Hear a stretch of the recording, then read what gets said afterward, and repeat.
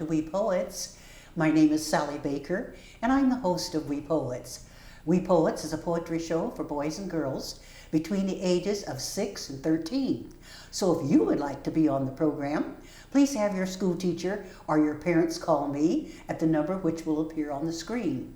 Also, I'm always looking for adult guests to come and tell young people something about their careers that young people can pursue when they graduate from high school and college.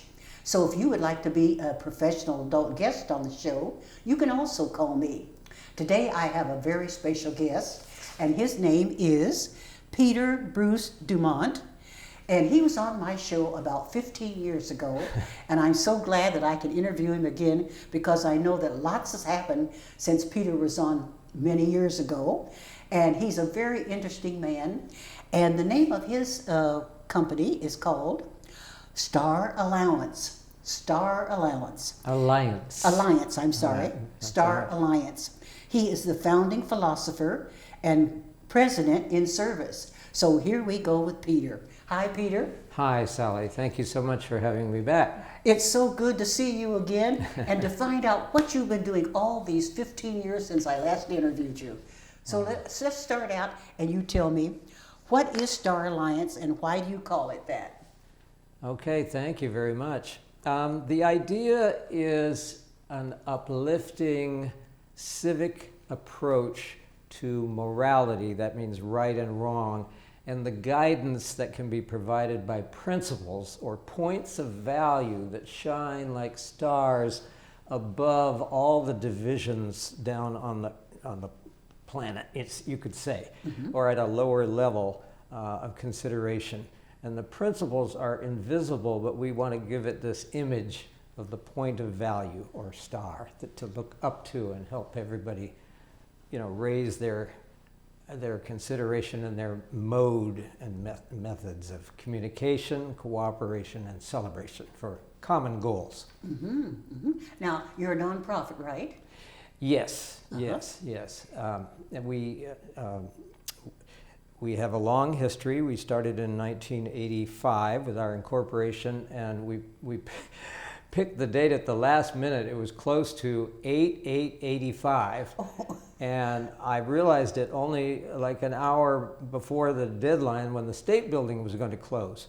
So I said to my co-founder, Ernie Saravo, I said, come on, Ernie, let's get over there and try to get on 8/8/85, because I thought it would be such an easy date for the school children of the future to remember. Yes. And that's the real honest truth. And we got up the stairs. The guard was so nice. It was like 1 minute to 5. And he didn't give us any trouble, anything. They opened the door, and then we got in, and I saw the door to the particular office over at the right, and it seemed like it might be closed. And I reached for that big brass knob and turned it open, and the lady was so nice, no complaints. So it was almost like, there was a lot of support on an invisible level. It was quite nice, actually.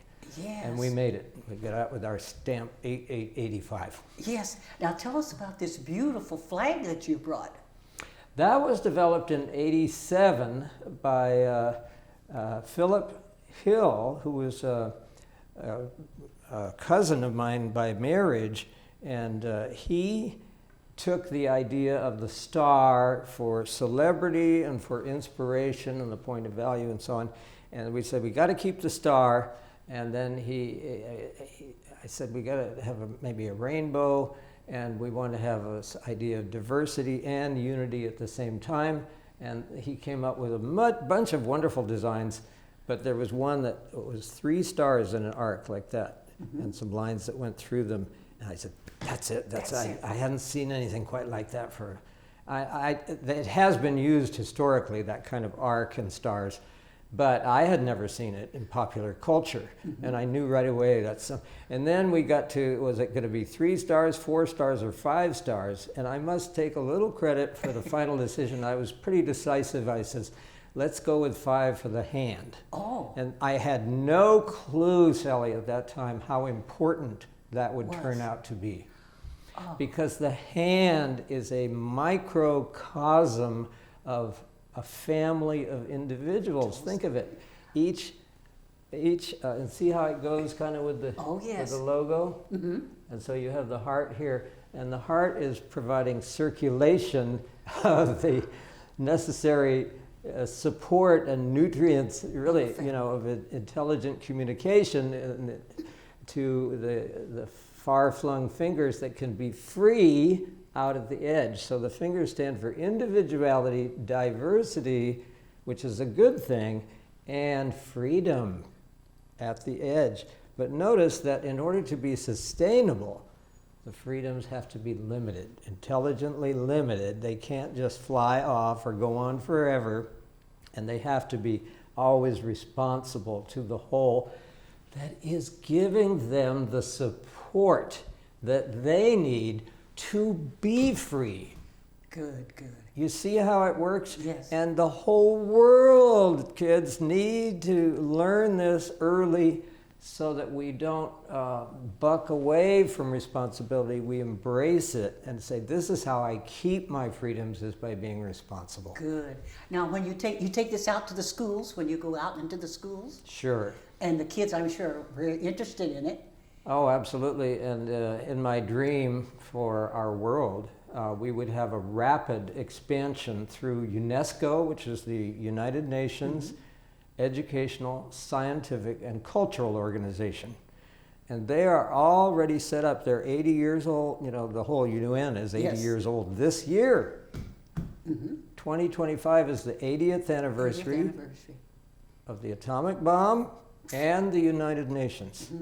So we've got this massive destructive power, and we have this really great start, but it needs to be evolved and made stronger so that the global level of democracy, which takes its authority from all the people of the world, and it should be representative democracy by proportion of population, and then this can protect all the nations of the world from each other the same way that the federal government of the United States protects each state from any kind of aggression from the other states. Right, right. And this is a wonderful formula. It's worked for 200 and almost 50 years. Yes. And we can make this happen at the global level, and then we'll have the whole Earth, which is like having the whole body supporting the individual fingers.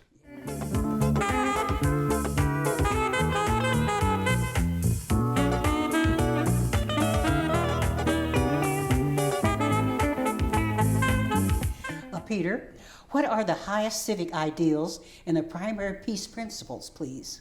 Okay, thanks. Those are the essential principles. There are a lot of principles to make life work right. And what we've done is create declarations and pledges that kind of are layered by length.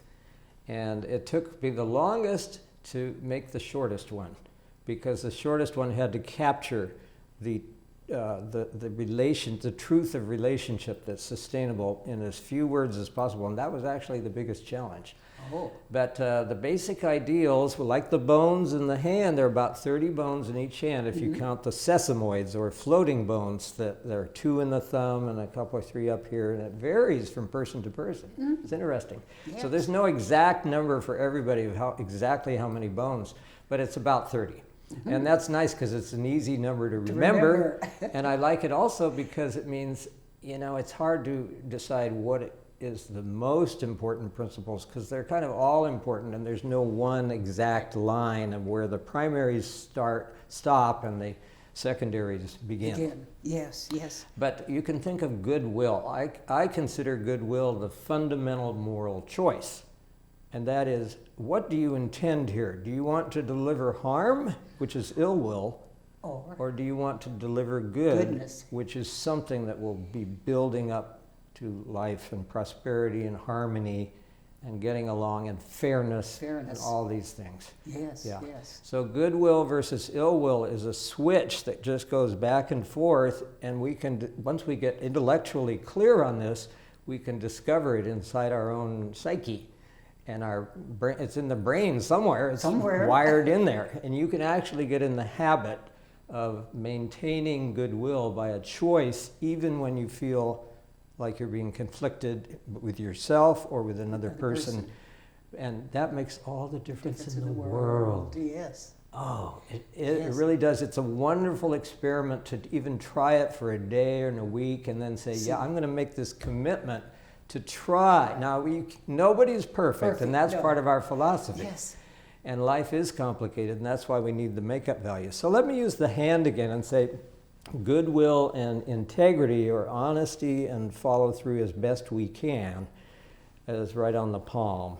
And then we need to have communication and cooperation based on that honesty and good intent, okay? And then that generates understanding. Mm-hmm. Understanding is a beautiful word, but we don't usually think about how concrete a metaphor it is.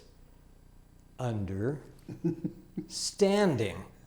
That means we have something solid under where we are standing, and we can rely on that and act from that solid basis instead of falling down into water or a hole or sand or something like that. Yeah, no. Yeah. So understanding is definitely one of our big values. And then the makeup values are going to be humility, where we realize we don't know everything, and it's impossible to have the same point of view as an individual as everything that is, because you have to look at things from different angles, like the elephant. You know, maybe kids don't know this yet. Probably they've heard by a certain young age. But if you look at an elephant from a different point of view, as maybe some blind people would feel, and they would feel the tail is like a horsehair, and like a hose with the snout, and then the tusks would be totally different, and the ears would be so different. The side is like a wall, and the leg is like the trunk of a tree. So the truth of the elephant comes in many parts. And it comes in the whole. Yes. So anyway, humility means we recognize that, and we don't claim to be absolute truth in our perception without the help of others, and to be open to others. Okay. Humility, patience, because it takes time to understand sometimes. Compassion for others, to feel what they might be feeling and to imagine that, empathy and compassion. And apology when we've made a mistake. Yes. Not to be so proud that we don't say, hey, I'm sorry. Yes. And that makes such a difference in relationships. And then forgiveness. Yes. Yeah. Now. Then we get complete. Then we get a cascade of benefits. So the freedoms that are responsible, and I should have mentioned that, are sustainable. When the freedoms are sustainable, it gives sustainable creativity, because creativity and intelligence equals, productivity, and then we get more prosperity out of the productivity and growing health and happiness for all in community, where we're all taking advantage of each other's contributions. Now, what is the vocabulary of peace? You've sort of touched on that a little, right? Okay. So the vocabulary of peace is a wonderful idea to fit right into English classes with some units that focus on individual words. And one of my favorite words is intelligence. I have some show and tell items here. We want to see those. So I'll hold these up to the camera. Okay. This is our little star person. And these were done by Ray Nelson, a talented senior artist in the area. Now, maybe not so fast, so the camera has time. Oh, thank you for that. Thank you for that. So here's intelligence, and you see different directions here. So inter means in Latin between, like intermission or intersection. Okay. Okay. So between what? Well, legere in Latin meant to gather, and it also meant to choose. And those are kind of opposites. You're gathering information from left, right, up and down, and so on, wherever you can get it through your five senses. You're organizing it, and then you're making choices. What's going to be really best for me, best for my family, best for my friends, best for my environment, and what is most fair. Okay, so see the next then one. we can make an intelligent choice that is sustainable.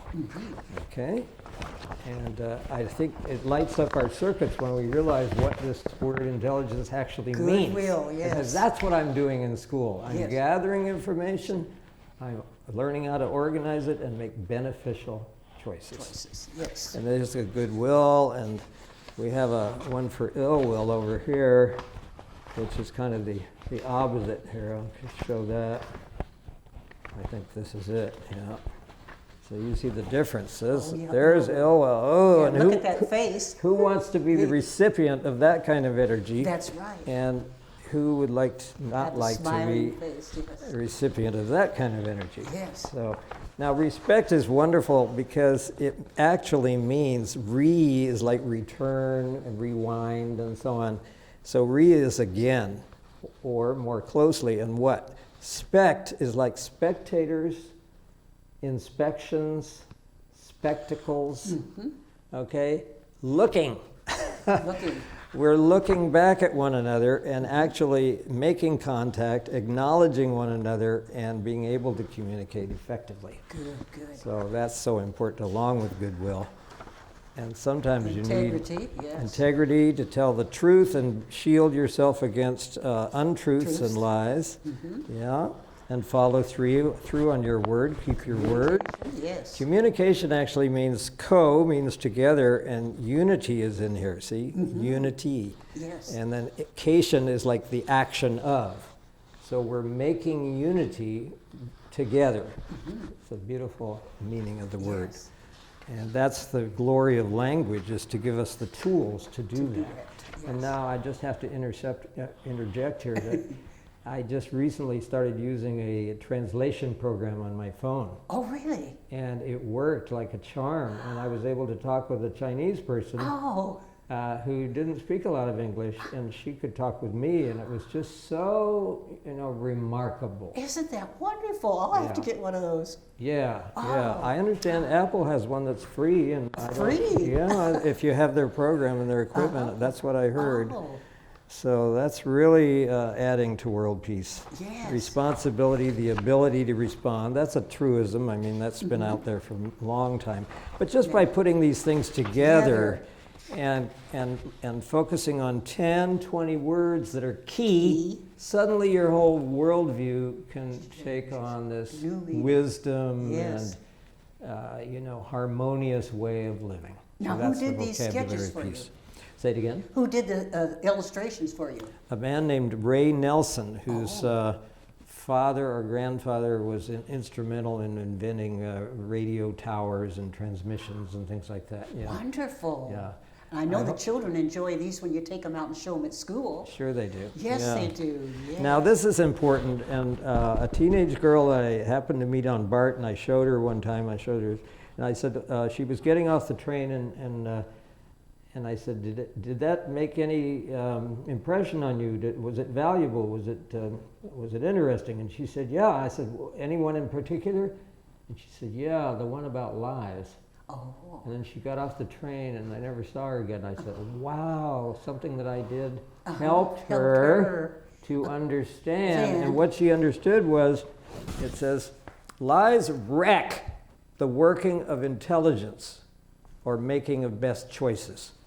The information we give or are given in a lie is broken or incomplete. Going in the wrong direction, just wrong. So of course it's confusing. Lies hurt the intelligence, and that hurts people's minds, their choices, their hearts, or their feelings, or all of that. And that's why lies are so wrong. Lies hurt. Sooner or later they'll hurt the liar too, and the whole environment. Yes. So we really need to build a culture of truth. Truth. Yeah, Yes. and really hold that high in honor. Right, And do our right. best to Do tell our the best. truth. Yes. There's so many angles on the truth that there's a lot of interest without doing any lying at all. Yes, You that's can still right. have a That's right. a good, and then you get that understanding that's solid underneath that.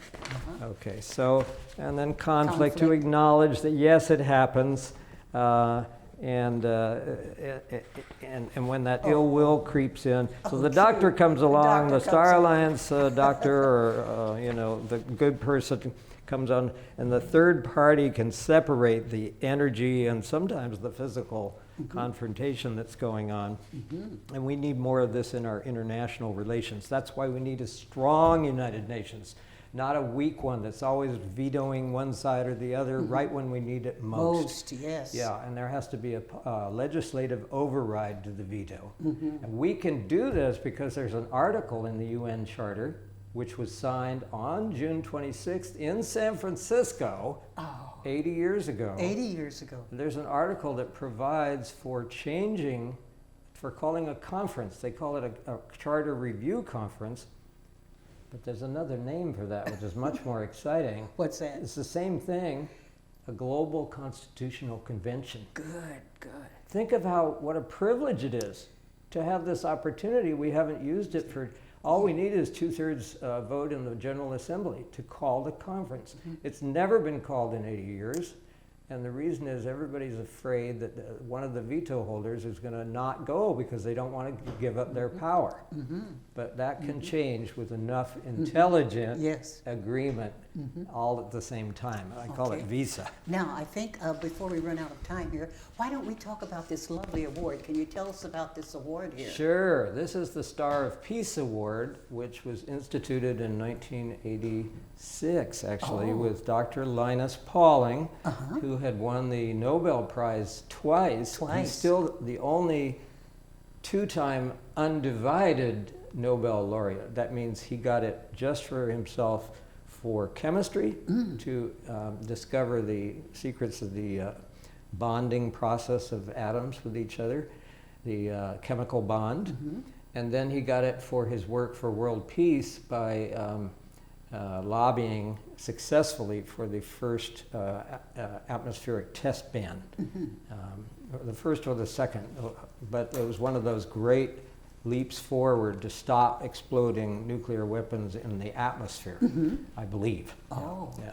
So we honored him, and it was a wonderful thing when he accepted. We have a beautiful celebration in Piedmont, California, my hometown. Oh, yes. And it was small but very, very dignified and pleasant.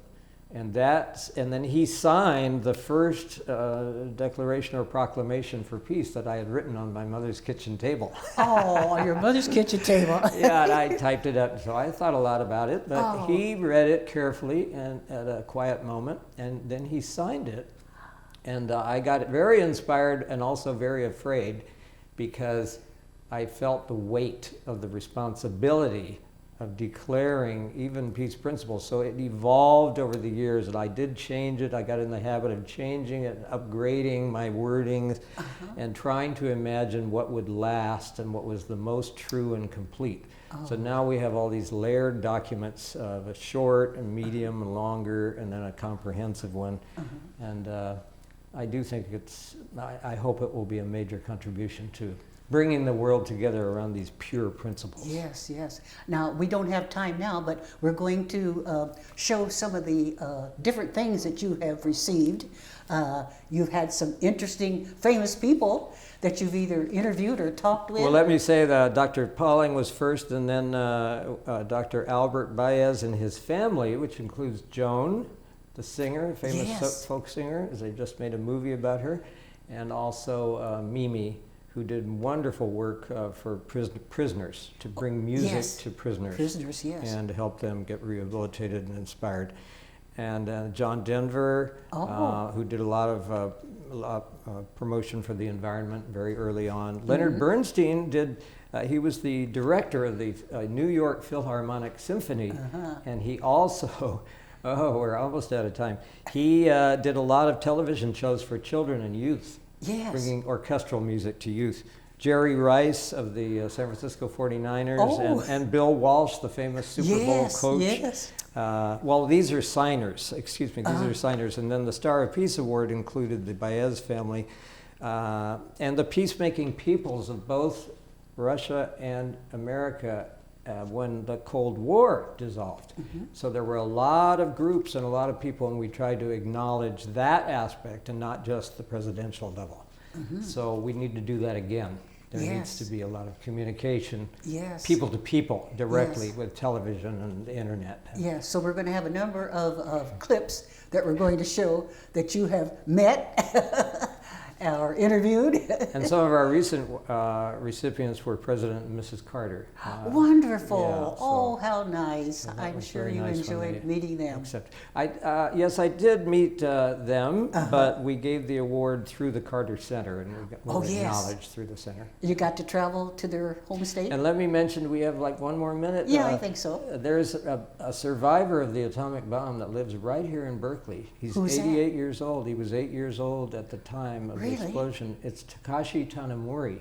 Oh. And so he's one of our recipients because after many years of holding revenge, he had a great epiphany or catharsis for both. And a little white butterfly landed on his car dash when he was at Treasure Island. He was overcome with grief, and he saw a cloud that looked like the atomic bomb. Oh.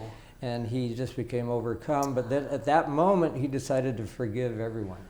Isn't that wonderful? Forgive the United States, forgive the President Truman, forgive the pilot, forgive the Americans, and forgive everyone. And since then, he's been like an evangelist for forgiveness as a key to lasting peace. Isn't that wonderful? Isn't that beautiful? Wonderful. And he's still alive, and I would like to give him a stage, maybe starting right here at Berkeley Community Media. That's right. This year. Right. Now, quickly before we end, how can you get lessons? How can people get lessons and assemblies on the vocabulary of peace in their school?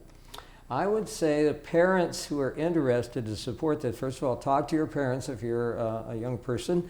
And parents, go straight to the school boards in your communities and ask them, and also to the principals of the individual schools, and ask them to come, and we'll do a trial presentation or assembly or classes. I can stay and do individual classes all day long with different classes, and try this out, and I bet you it's going to make a difference. So we could take surveys and have some follow-up and see if it works. I bet you it will. Yes. Would you like to give your email number or not? Well, they can write me at president@staralliance.org. However, I will say that don't just rely on email. Try the telephone too. Oh yes, telephones still work. And typewriters too. I don't have the staff to follow all my emails and everything. Yeah. I see. But 510-848-1818. Okay, it will appear on the screen too. Well, I want to thank you so much for coming. It's been wonderful to see you after all these years, and you have so much information. And I know the school kids. Oh, I know. I wish we had more time to talk about everything. Right. And I know the children will really enjoy when you come into their classrooms, and the teachers too, and tell them all about this wonderful nonprofit that you have. Let's end on this quotation. This was actually, it's inscribed on the brass plaque on the side of the moonlander, the last one that was up there in 1972 in December. And it's, "May the spirit of peace in which we came be reflected in the lives of all humankind." And so just hold that up to camera 3 there so we can, yes. Isn't that wonderful? And this was signed by William Shatner at the Fan Expo in San Francisco in November of 2023. Isn't that so great? He was kind to sign that. And it's not an organizational endorsement so much as a endorsement of this quotation, which I think nobody should argue with. That's right. Well, Peter, thank you so very much for coming, and maybe I'll interview you again. We won't wait another 15 years. So let's wave goodbye to our audience. Thank you, everybody, for watching. Goodbye. Bye-bye.